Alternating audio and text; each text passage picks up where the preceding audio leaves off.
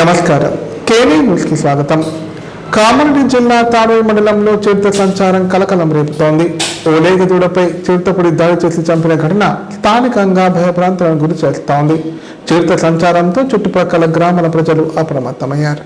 కామారెడ్డి జిల్లా తాడోయి మండలం పెరుమాయికుంట తాండా శివార్లో లేగదూడపై చిరుత దాడి చేసి చంపిన ఘటన చోటు చేసుకుంది. తాండాకు చెందిన జాదవ్ సంతోష్ తన లేగదూడను పొలంలో కట్టేశాడు. అయితే 3 రోజులుగా దూడ కనిపించకపోవడంతో ఆందోళనకు గురయ్యాడు. గొర్రెల కాపర్లు ఇచ్చిన సమాచారంతో అటవీ ప్రాంతంలోకి వెళ్లి వెతకగా దూడ కలిగడం కనిపించింది. చిరుత దాడి చేసి చంపినట్లు ఆనవాలు ఉండడంతో రైతు అటవీ శాఖ అధికారులకు సమాచారం అందించాడు. తాండా శివారులో చిరుత సంచరిస్తున్నట్లు తెలియడంతో చుట్టుపక్కల గ్రామాల ప్రజలు భయాందోళనకు గురవుతున్నారు. చిరుత కదలికలపై అటవీ శాఖ అధికారులు నిఘా పెట్టి ప్రజలు అప్రమత్తంగా ఉండాలని సూచిస్తున్నారు.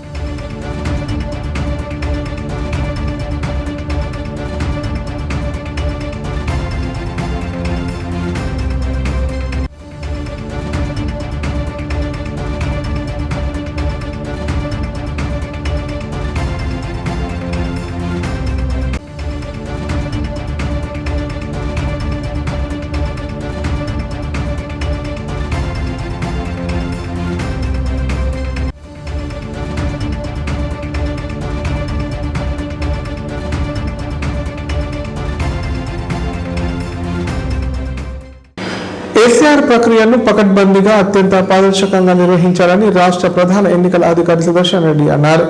ఓటర్ల మ్యాపింగ్ కాని ఓటర్ల వివరాల్లో వ్యత్యాసాల గుర్తింపుపై ప్రత్యేక దృష్టి సారించాలని సూచించారు. ప్రతి దశను సమన్వయంతో పర్యవేక్షిస్తూ నిర్ణీత సమయంలోగా పూర్తి చేయాలని అధికారులను ఆదేశించారు. హైదరాబాద్ నుంచి రాష్ట్ర ప్రధాన ఎన్నికల అధికారి సుదర్శన్ రెడ్డి ఉన్నతాధికారులతో కలిసి అన్ని జిల్లాల కలెక్టర్లతో ఎస్ఆర్ ప్రక్రియపై వీడియో కాన్ఫరెన్స్ ద్వారా సమీక్షా సమావేశం నిర్వహించారు. Kamareddy collectorate video conference hall నుంచి జిల్లా కలెక్టర్ ఆశీష్ సంగ్వాన్, ఎన్నికల విభాగ అదనపు కలెక్టర్ విక్టర్, అదనపు స్థానిక సంస్థల కలెక్టర్ గిరి పాల్గొన్నారు. ఎస్ఆర్ లో భాగంగా ఓటర్ల మ్యాపింగ్ కాని ఓటర్లు వివరాల్లో వ్యత్యాసాల గుర్తింపుపై ప్రత్యేక దృష్టి సారించాలని సుదర్శన్ రెడ్డి ఆదేశించారు. ఫారాల పంపిణీ సేకరణ అనంతరం మ్యాపింగ్ కాని వివరాల్లో వ్యత్యాసాలు ఉన్న ఓటర్లకు నోటీసులు జారీ చేయాలని సూచించారు. నోటీసులు అందుకున్న ఓటర్లు నిర్ణీత తేదీ సమయంలో హాజరై గుర్తింపులు నిర్ధారించే ధ్రువపత్రాలు సమర్పించాలని తెలిపారు. ఎన్నికల సంఘం నిర్దేశించిన 11 రకాల ధ్రువపత్రాలు పరిగణలోకి తీసుకోవాలని స్పష్టం చేశారు. ఆగస్టు 15 నుంచి సెప్టెంబర్ 16 వరకు క్లైమ్లు అభ్యంతరాలు స్వీకరించాలని, అక్టోబర్ 15 వరకు నోటీసులు జారీ చేసి నిబంధనల ప్రకారం చర్యలు చేపట్టాలని ఆదేశించారు. జిల్లాలో చేపడుతున్న చర్యలకు కార్యాచరణ ప్రణాళిక రూపొందించి రాష్ట్ర స్థాయికి పంపించాలని సూచించారు. ఎస్ఆర్ ప్రక్రియపై సిబ్బందికి అవసరమైన శిక్షణ అందించడంతో పాటు ఓటర్లకు పూర్తి అవగాహన కల్పించాలని కలెక్టర్లకు సూచించారు.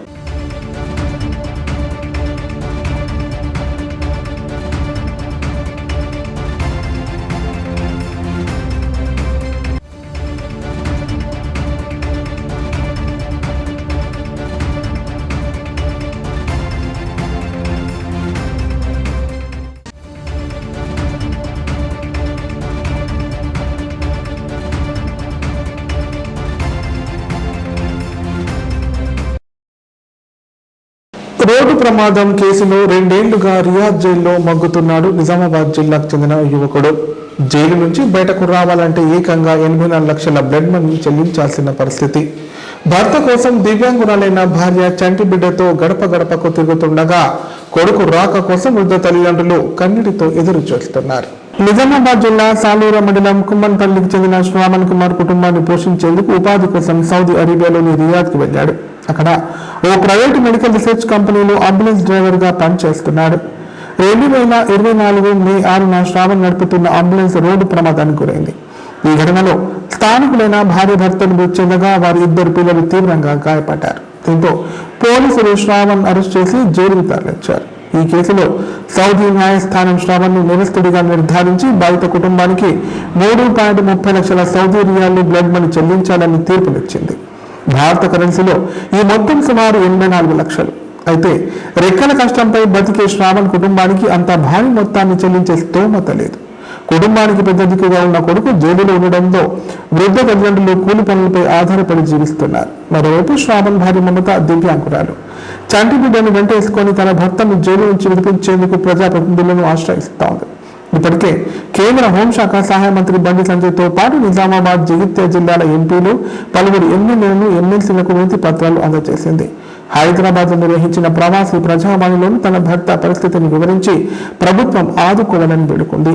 84 లక్షలు చెల్లించే ఆర్థిక స్తోమత తమకు లేదని ప్రభుత్వం స్పందించి బ్లడ్ మనీ చెల్లింపులకు సహాయం చేసి తన భర్తను రియాద్ జైలు నుంచి స్వదేశానికి తీసుకురావాలని మమత కన్నీటితో వేడుకుంటోంది. ఇప్పటికే 2 ఏళ్లుగా జైల్లో ఉన్న శ్రావణ్ కోసం కుటుంబ సభ్యులు ఆశగా ఎదురు చూస్తున్నారు.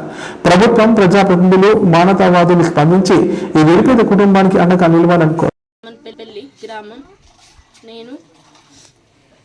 నా పేరు మమత. మా ఆయన గత 2 సంవత్సరాలు 2023లో నవంబర్ 3 రోజు ఇంట్లోకి వెళ్ళి బయటకు వెళ్ళి నవంబర్ 4కి సౌదీ వెళ్ళాడు. అక్కడ డ్రైవర్ ఫీల్డ్లో వెళ్ళాడు. మూడు నెలల తర్వాత విజిట్ వీసా మీద వెళ్ళాడు. 3 నెలల తర్వాత యాక్సిడెంట్ కేసు అయింది. అక్కడ సౌదీ వాళ్ళు చనిపోయిళ్ళు, భార్యాభర్తలు ఇద్దరు చనిపోయిళ్ళు. వాళ్ళ పిల్లలకి ఆర్థికంగా 3 లక్షలు, అక్కడ కరెన్సీ 3,30,000, ఇక్కడ మన ఇండియన్ కరెన్సీ 84 లక్షలు. మాకు అంత స్తోమత లేదు. నేను ఫిజికల్ హ్యాండిక్యాప్. నాకు ఒక చిన్న బాబు ఉన్నాడు. యాక్సిడెంట్ అయినప్పుడు అక్కడ అందులో డాక్టర్ కూడా ఉన్నాడు. డాక్టర్ ఏం చెప్పలేకపోయిండు. రిటర్న్ హాస్పిటల్కి వెళ్తే ఆయనను అడిగితే కూడా ఎస్కేప్ అయిండు డాక్టర్ కూడా. మేము ఎమ్మెల్యేల దగ్గరికి, అందరి దగ్గరికి వెళ్ళినాం. బండి సంజయ్ అన్న దగ్గరికి, అరవింద్ అన్న దగ్గరికి, అందరి దగ్గరికి వెళ్ళినాం. బోధన్ సుదర్శన్ రెడ్డి దగ్గరికి వెళ్తే ఫైల్ తీసుకొని బయట పడేసి ఏమైంది రా అని వ్యతిరేకంగా మాట్లాడిండు. తీర్మాన్ మల్లన్న దగ్గర కూడా వెళ్ళినాం. ఎక్కడికి పోయినా మళ్ళీ చేస్తాము అంటున్నాను. 1 మంత్ తర్వాత ఫోన్ చేస్తాం అన్నాడు. ఎవరి దగ్గర నుంచి రెస్పాన్స్ కాలే. మన 84 లక్షలు ఎక్కడి నుంచి తేరాలి అని మా ఆయనని ఇండియాకి తీసుకురావాలి దాతలు అని నేను దండం పెడుతున్నాను. మేము ప్రజావానికి వెళ్తే మాకు ఒక రిపోర్ట్ వచ్చినాక సెక్రటేరియట్ కూడా వెళ్ళినాం. అక్కడ సీఎం సార్ లేడు. వాళ్ళ పిఏకి ఇచ్చినాం లెటర్. మాకు ఆర్థిక సాయంగా, నేను వికలాంగురాలిని, నాకు చిన్న బాబు ఉన్నాడు. మా అత్త మామకి హెల్త్ బాగుండదు. మా అత్త కొంచెం కాళ్ళు నడవరాదు. మాకు వ్యవసాయం భూమి కూడా ఏం లేదు. దాతలు ఎవరైనా ముందుకొచ్చి ఆదుకుంటున్న మా ఆయన క్షేమంగా ఇండియాకి తీసుకురావాలని. సాలూరు మండల్, నిజామాబాద్ జిల్లా. మా అబ్బాయి అక్కడ పోయిన 2 సంవత్సరాలకు 2 నెలల తర్వాత యాక్సిడెంట్ అయింది. యాక్సిడెంట్ అయిపోయినాక అక్కడ పాటలో ఒక ఆమె చనిపోయింది. మళ్ళీ 4 రోజుల తర్వాత ఒక ఆమె చనిపోయింది.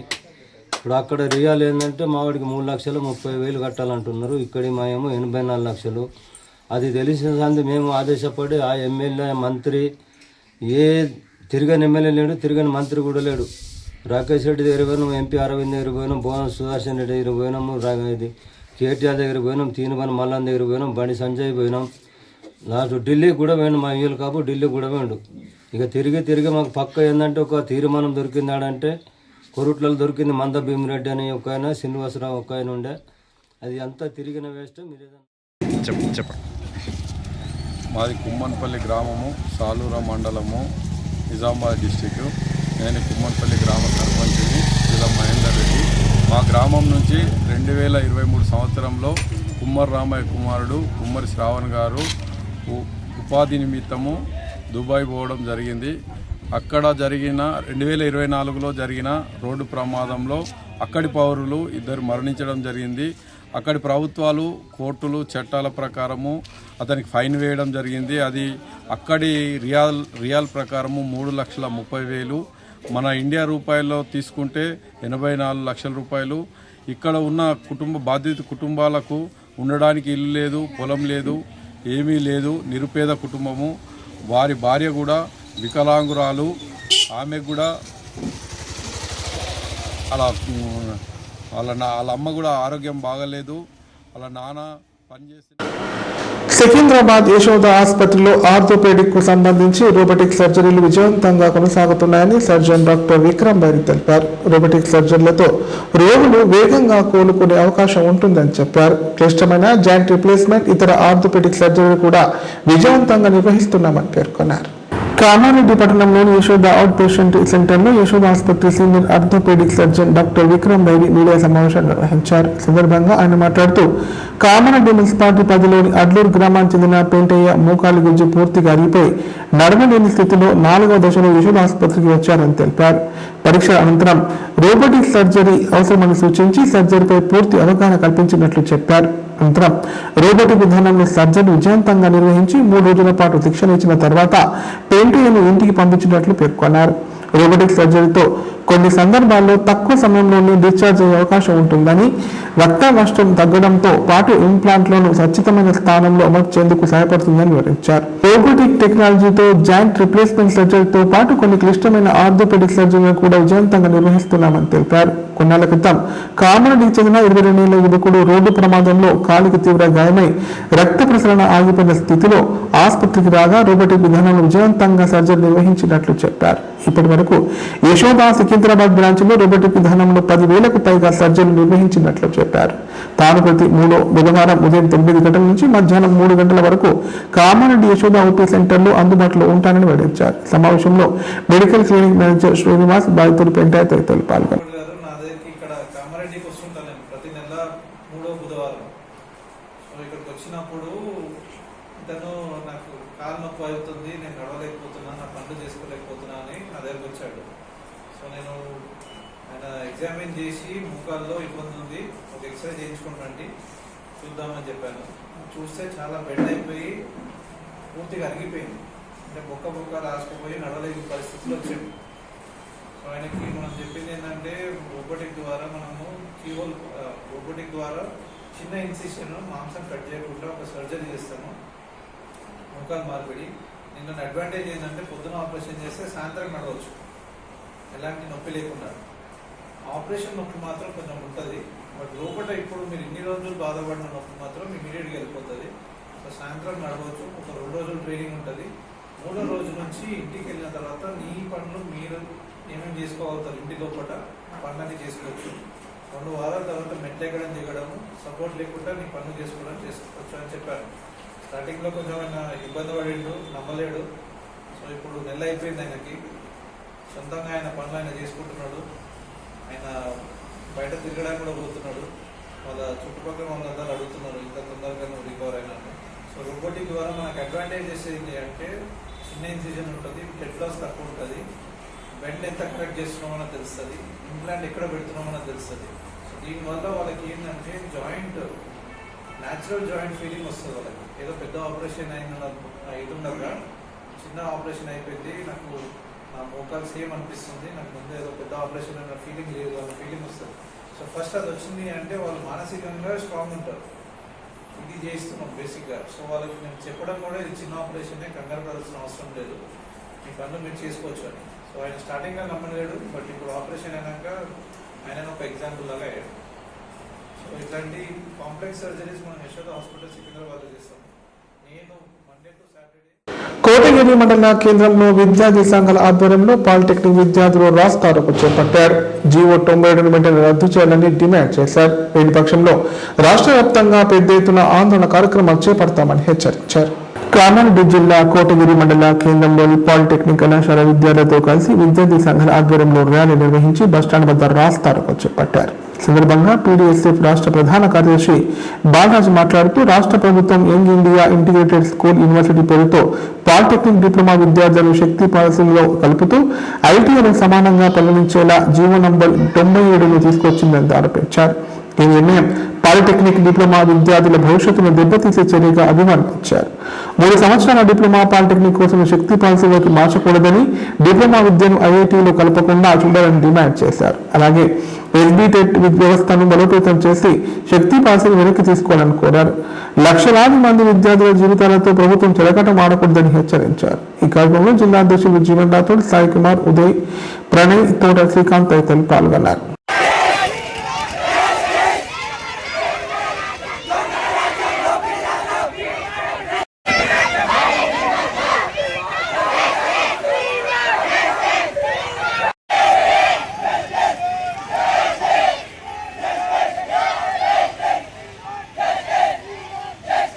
రాజ్యం విజయం రాజ్యం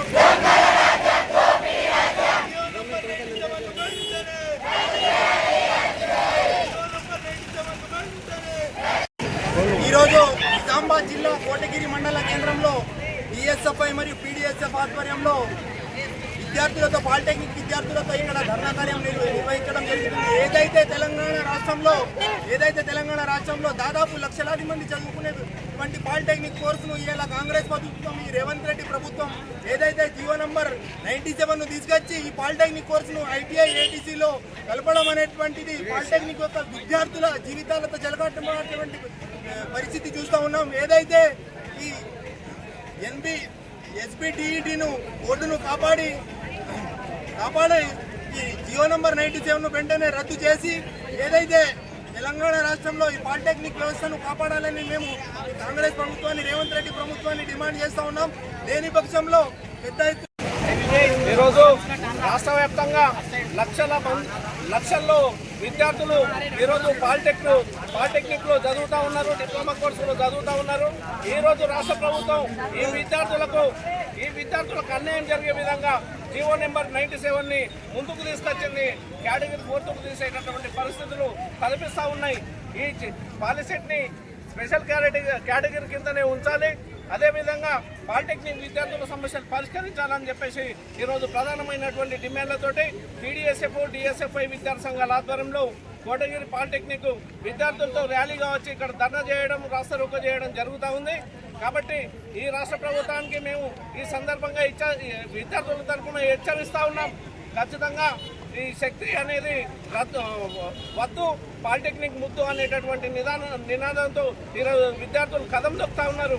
కాబట్టి పాలిటెక్నిక్ని, డిప్లొమాని స్పెషల్ కేటగిరీని ఉంచాలని చెప్పేసి తక్షణమే జియో నెంబర్ 97ని ఉపసంహరించుకోవాలని ఇప్పుడు ప్రకటనలు. కామారెడ్డి ప్రజలకు శుభవార్త. ఇకపై గుండె సంబంధ సమస్యల ట్రీట్మెంట్ కోసం నిజామాబాద్, హైదరాబాద్ లాంటి నగరాలకు వెళ్లాల్సిన పని లేదు. శ్రీ మెడికేర్ హాస్పిటల్ నందు అత్యుత్తమ కార్డియాలజీ సేవలు అందుబాటులో ఉన్నాయి. Angiogram, angioplasty, pacemaker, 2D echo, TMT మొదలగు సేవలను వైద్య రంగంలో అత్యుత్తమ అనుభవం కలిగిన డాక్టర్లు అందిస్తున్నారు. అంతేకాదు యూరాలజీ సర్వీసుల కోసం స్పెషలిస్ట్ డాక్టర్లు శ్రీ మెడికేర్ హాస్పిటల్లో అందుబాటులో ఉన్నారు. మా దగ్గర డయాలసిస్ సౌకర్యం ఉందని సగర్వంగా తెలియజేస్తున్నాం. మా ప్రత్యేకతలు: డయాలసిస్ సౌకర్యం, వెంటిలేటర్ సౌకర్యం, అధునాతన టెక్నాలజీతో కూడిన ఆపరేషన్ థియేటర్, 24/7 అంబులెన్స్ సర్వీసులు, ఎమర్జెన్సీ సేవలు. కామారెడ్డి జిల్లాలో ఎక్కడా లేని cath lab facility Shri medicare హాస్పిటల్లో ఉంది. శ్రీ మెడికేర్ హాస్పిటల్ మా అడ్రస్ R&B బిల్డింగ్ ఎదురుగా NH44 రోడ్, కామారెడ్డి. నైపుణ్యతతో నిబద్ధత, ఆత్మీయతతో ఆనందం, ఒక్క స్పర్శతో భరోసా. అందుకే ఎంతో మందికి ఆసరా శ్వాస, chest and allergy hospital. Kamareddy జిల్లాలోనే మొట్టమొదటి మరియు ఏకైక సూపర్ స్పెషాలిటీ ఛాతీ మరియు ఊపిరితిత్తుల వైద్య సేవలు 24/7 మన శ్వాస చెస్ట్ హాస్పిటల్లో.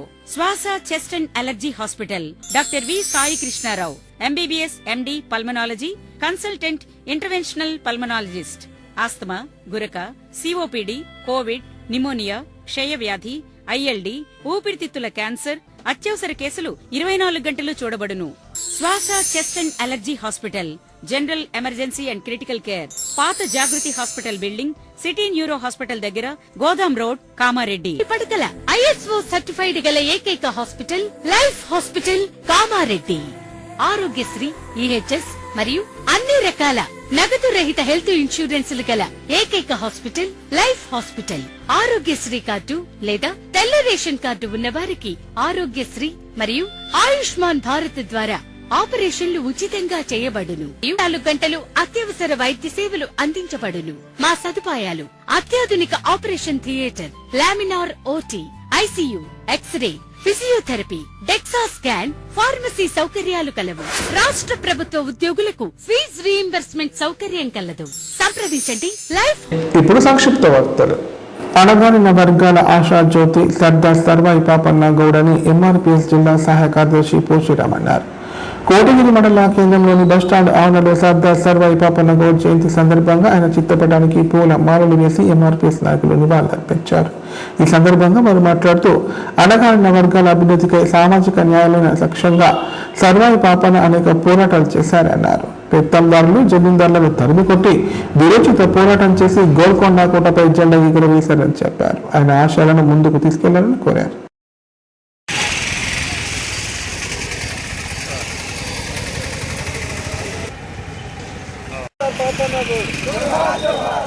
సర్వాయి సర్దార్ పాపన్న గౌడ్. వర్ధిల్లాలి సామాజిక న్యాయం, వర్ధిల్లాలి సామాజిక విప్లవం. రోజు నిజామాబాద్ జిల్లా కోటగిరి మండల కేంద్రంలో అంబేద్కర్ చౌరస్తా వద్ద ఏదైతే సర్దార్ సర్వాయి పాపన్న గౌడ్ గారి యొక్క జయంతి సందర్భంగా ఈరోజు 1650లో వారు జన్మనించడం జరిగింది. వారి సందర్భంగా వారికి ఘనంగా ఎంఆర్పిఎస్ ఆధ్వర్యంలో జయంతి వారి చిత్రపటాలకు నివాళులర్పించడం జరిగింది. కాబట్టి ఈరోజు మా ఎంఆర్పిఎస్ నాయకులందరం కలిసి ఈ యొక్క కార్యక్రమాన్ని ఘనంగా నిర్వహించుకోవడానికి మనస్ఫూర్తిగా ఇక్కడ ఇచ్చేసిన నా ఎంఆర్పిఎస్ కార్యకర్తలకు ముందుగా ధన్యవాదాలు తెలుపుతా ఉన్నాను.